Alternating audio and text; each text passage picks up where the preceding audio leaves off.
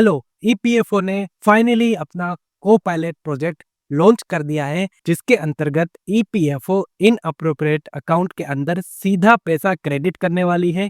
इसके लिए in appropriate account member को किसी भी तरीके का फॉर्म भरने की जरूरत नहीं है। तो इन अप्रोप्रिएट अकाउंट क्या होते हैं, किन किन मेंबर के बैंक में ईपीएफओ डायरेक्ट पैसा जमा करने वाली है, क्या आप इसके लिए एलिजिबल है या नहीं, और ईपीएफओ कितना अमाउंट बैंक में क्रेडिट करने वाली है, इन सभी क्वेश्चन का जवाब आज की इस वीडियो में मैं आपको दूंगा।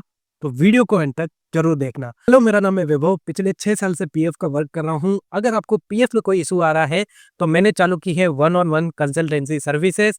इसके लिए आपको डिस्क्रिप्शन में लिंक है, उसमें क्लिक करना है। बस ये ऑप्शन आ रहा होगा, आपको गेट इन नाउ पे क्लिक करना है। आप अपने हिसाब से डेट एंड टाइम सेलेक्ट कर सकते हैं। डेट एंड टाइम सेलेक्ट कीजिए, पेमेंट कीजिए। पेमेंट अभी मैंने केवल 200 रुपया रखी है। यकीन मानिए, आप घर से बाहर निकलते हो तो भी 200 रुपये खर्च हो जाते हैं। सबसे कम फीस है। आप फी पे करेंगे, आपको तुरंत गूगल मीट का लिंक चला जाएगा। जिस भी डेट एंड टाइम को सेलेक्ट कर रखा होगा, हम वहाँ पे कनेक्ट होंगे गूगल पे। आपका अकाउंट में पर्सनली चेक करूंगा और जो भी इशू आ रहा होगा आपको बताऊंगा। अगर मुझसे सोल्व हो रहा है तो मैं भी सोल्व करके दूंगा। तो अगर आप कंसल्टेंसी लेना चाहते हो, link in the description. Plus मैंने एक ईपीएफओ का कोर्स बनाया है जिसमें मैं पीएफ का ए टू जेड वर्क सारा सिखाता हूँ, एडवांस लेवल तक। अगर आप पीएफ का काम सीखना चाहते हैं, अर्निंग करना चाहते हो, तो उसके भी लिंक डिस्क्रिप्शन में है। बाकी आप मुझे व्हाट्सअप कर सकते हो। बढ़ते हैं वीडियो की तरफ। तो ईपीएफओ की सीबीटी की 241वीं मीटिंग पूरी हो चुकी है। मीटिंग में ये अपडेट लिया गया था जो आप स्क्रीन पे देख सकते हैं। ईपीएफओ ने कहा है जो भी इन अप्रोप्रिएट अकाउंट है उनके अकाउंट में हम डायरेक्ट बैंक में पैसा जमा कर देंगे। तो सबसे पहले हम जान लेते हैं इन अप्रोप्रिएट अकाउंट क्या होता है। इन अप्रोप्रिएट अकाउंट ऐसे अकाउंट होते हैं जिनके यूएन में कोई भी एक्टिविटी नहीं हो रही है, मतलब उनके यूएन में पैसा जमा नहीं हो रहा है। वो ऐसे यूएन जो करीब 5-6 साल पुराने हैं। देखो, यूएन 2014 में लॉन्च हुआ था, तो आप मान के चलिए इन अप्रोप्रिएट अकाउंट वो होते हैं 2014 से लेकर 2016-17 तक बनाए गए ऐसे यूएन, ऐसे अकाउंट जिनका यूएन बन चुका है। इस टाइम पीरियड के बीच में उनकी कंपनी ने एक बार उनका पैसा जमा कराया था, उसके बाद वो बंद हो चुके हैं। उन मेंबर ने कई नई कंपनी ज्वाइन नहीं की है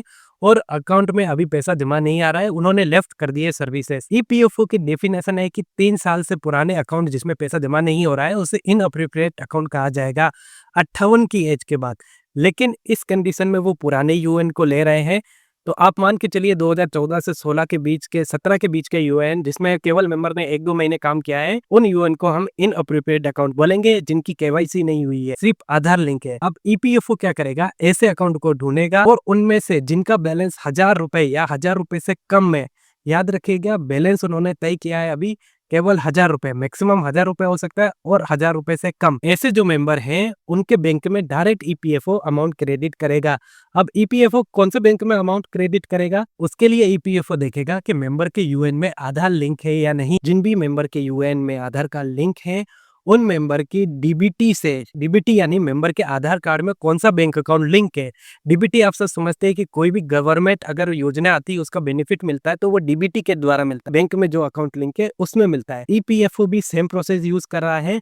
ईपीएफओ देखेगा इन अप्रोप्रिएट यूएन, प्लस उसमें देखेगा कि उनका आधार लिंक है या नहीं, प्लस देखेगा कि अमाउंट 1000 रुपए या उनसे कम है या नहीं। अगर ये तीनों कंडीशन मैच हो जाती है तो ईपीएफओ डायरेक्ट उन मेंबर के बैंक अकाउंट में अमाउंट क्रेडिट कर देगा। इस योजना के फर्स्ट फेज में 1,33,000 यूएन को ये बेनिफिट देने वाली है, जिसका अमाउंट 5,68,00,000 रुपए बताया जा रहा है। तो ये था पूरा अपडेट, मैंने आपको बता दिया है। ईपीएफओ की ये काफी अच्छी पहल है कि ईपीएफओ मेंबर का पैसा लौटाना चाहता है, अभी टेस्ट कर रहा है, इसीलिए 1000 रुपए अमाउंट रखा है।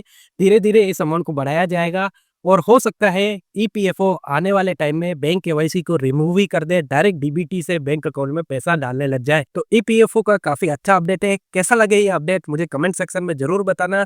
अगर कोई क्वेश्चन है तो आप कमेंट में जरूर पूछ लेना, अगर कुछ छूट गया होगा तो मैं वहाँ रिप्लाई दे दूंगा। कंसल्टेंसी लेना चाहते हो तो भी लिंक डिस्क्रिप्शन में, व्हाट्सएप पे मैसेज कर सकते हो, कॉल भी कर सकते हो। मिलते हैं अगले वीडियो में, तब तक के लिए बाय।